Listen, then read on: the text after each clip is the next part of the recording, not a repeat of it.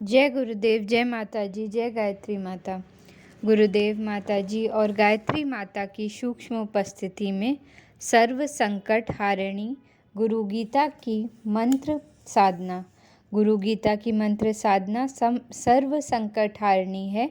जिसने भी गुरु गीता का पाठ अनुष्ठान किया उन सभी के अनुभव आश्चर्यकारी रहे हैं। गुरु गीता की मंत्रमाला गुरु तत्व का बोध, शिष्य प्रबोध एवं तत्व चर्चा के साथ अनेकों मांत्रिक रहस्य भी हैं। जो इन रहस्यों को जानकर उनका प्रयोग करना सीख जाता है वह कभी भी दुस्तर संकट के जाल में नहीं उलझता। क्रूर ग्रहों की पीड़ाएं उसे कभी नहीं सताती।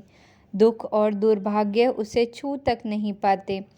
गुरु चेतना है ही सारे आश्चर्यों, चमत्कारों व अलौकिक शक्तियों का घनीभूत पुंज। बात बस केवल अनुभव की है। अब तक ये अनुभव अनेकों ने किए हैं और अनगिनत अभी कर सकते हैं। अनुभवी साधकों के मध्य यह बहुत ही सुप्रचलित का वाक्य है कि जब गुरु गीता है तब भला अन्य शास्त्रों व साधनाओं के विस्तार से क्या लाभ। गुरु गीता के पिछले क्रम में इस साधना रहस्य के कई गुण संकेत किए गए हैं। इसमें बताया गया है कि समुद्र में जिस तरह से जल, दुग्ध में दूध, घृत में घृत, घड़े का आकाश घड़े के फूट जाने से घड़े में मिल जाता है, उसी तरह से आत्मा परमात्मा में लीन हो जाती है। गुरु गीता की साधना से जीवात्मा जिस एकता का अनुभव करती है वह उसे दिन रात आनंद में विभोर रखती है और वह जीवन मुक्त का आनंद उठाता है। ऐसी महनीय अनुभूतियों की जो भाव भक्ति करता है वह संदेह रहित होकर सभी आध्यात्मिक लौकिक सुख प्राप्त करता है। उसे भोग एवं मोक्ष मिलते हैं जिनकी जीभ पर सरस्वती निवास करती है। इस गुरु रहस्य कथा के अन्य आयाम प्रकट करते हुए भगवान सदाशिव कहते हैं, गुरु गीता के जप अनुष्ठान से सारे प्राणी सभी सिद्धियां प्राप्त करते हैं, भोग एवं मोक्ष प्राप्त पाते हैं, इसमें कोई संशय नहीं है। भगवान सदाशिव पूरी दृढ़ता से माता पार्वती से कहते हैं, हे वरानने, यह मेरे द्वारा प्रकाशित धर्मयुक्त ज्ञान है।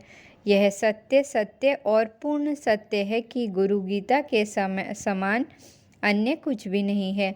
एक ही देव है, एक ही धर्म है, एक ही निष्ठा और एक ही परम तत्व है कि गुरु के परे कोई तत्व नहीं है, गुरु से श्रेष्ठ कोई तत्व नहीं है, गुरु से अधिक कोई तत्व नहीं है। हे देवी, गुरु भक्त को धारण करने वाले माता पिता कुल एवं वंश धन्य होते हैं, क्योंकि गुरु भक्ति अति दुर्लभ है। हे देवी, शरीर, इंद्रियां, प्राण, धन, माता पिता, कुल, स्वजन, बांधव सभी सद्गुरु की चेतना का ही तो विस्तार है, इसमें कोई संशय नहीं है। भगवान सदाशिव के ये वचन अकाट्य हैं। कोई भी व्यक्ति इन्हें अपने जीवन में परख सकता है। बस बात गुरु गीता की साधना करने की है। यूं तो साधनाएं बहुत हैं, हर एक का अपना महत्व है, सभी के अपने अपने विधान एवं अपने सुफल हैं, लेकिन इन सब की अपनी सीमाएं भी हैं। प्रत्येक साधना अपना अभिष्ट पूरा करके चुक जाती हैं, परंतु गुरु गीता का विस्तार व्यापक है। इससे काम्य अभिष्ट तो पूर्ण होते हैं, साथ ही वृत्तियां भी निर्मल होती हैं। अंत में सद्गुरु एवं परमात्मा दोनों की प्राप्ति होती है। यह बात इतनी खरी है कि जब कोई जहाँ भी चाहे इसे आजमा सकता है।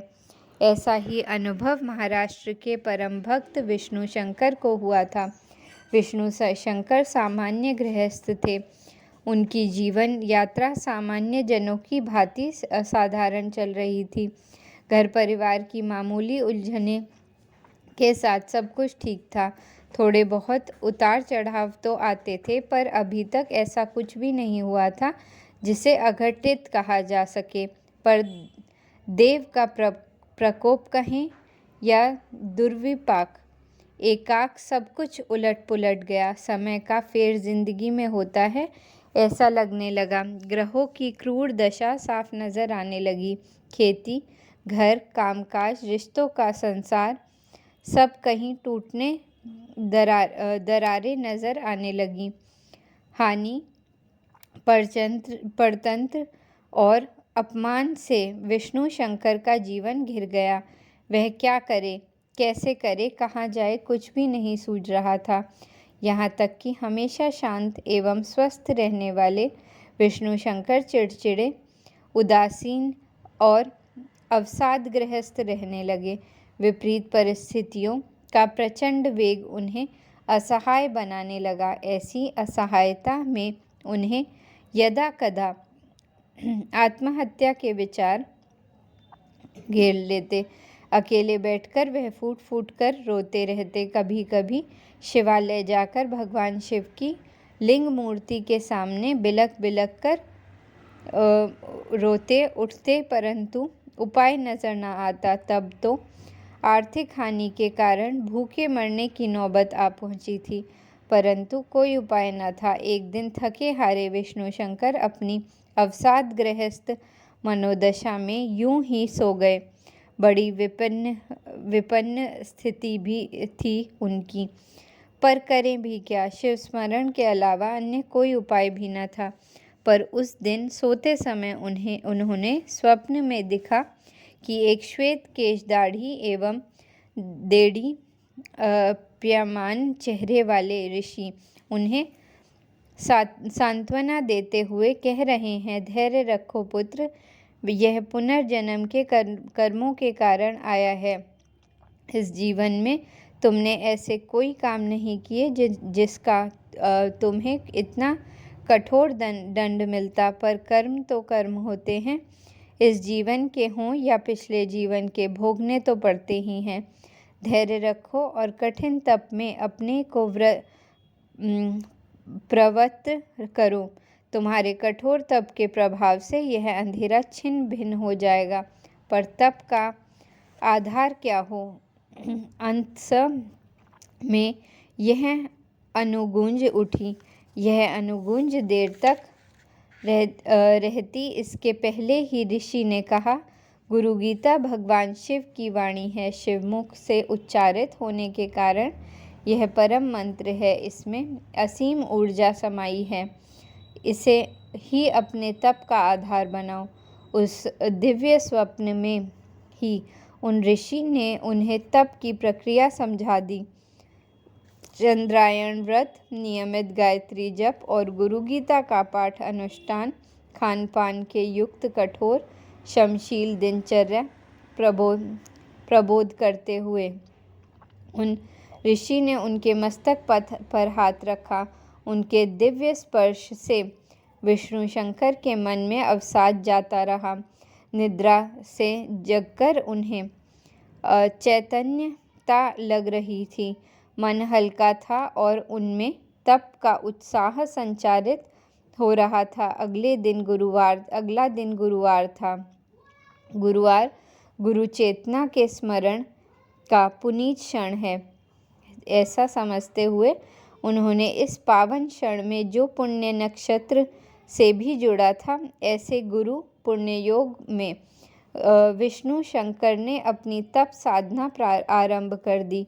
हालांकि परिस्थितियों में अभी भी अपमान, परतंत्र, हानि एवं कुचक्रों के प्रबल झंझावात उठ रहे थे, पर अब मन स्थिति भिन्न थी। उनमें तप के लिए प्रबल उत्साह था और देवी सहायता पर प्रबल विश्वास भी। इसी विश्वास की पूंजी के साथ तप की अंतरधारा बह चली। दिवस मास बीतने लगे। 6 महीने तक तो परिस्थितियों में किसी तरह का कोई परिवर्तन नहीं दिखाई दिया, परंतु 6 महीने बाद घने अंधेरे में प्रकाश की किरणें फूटने लगी। इतना हुआ कि भूखे मरने की नौबत समाप्त हो गई। बाहर अपमान एवं व्यंग्य के अवसर कम होने लगे। अंधेरे में यह उजाले की वृष्टि बढ़ती गई। गुरु गीता ने उन्हें आश्वासन एवं सुफल सभी कुछ दिया। अब वह अनुभव कर रहे थे कि गुरु गीता दुष्कर संकटों का सार्थक समाधान है, जो संकटों के पाश से मुक्त कर गुरु भक्ति ईश्वर निष्ठा का वरदान देती है। जय गुरुदेव, जय माता जी।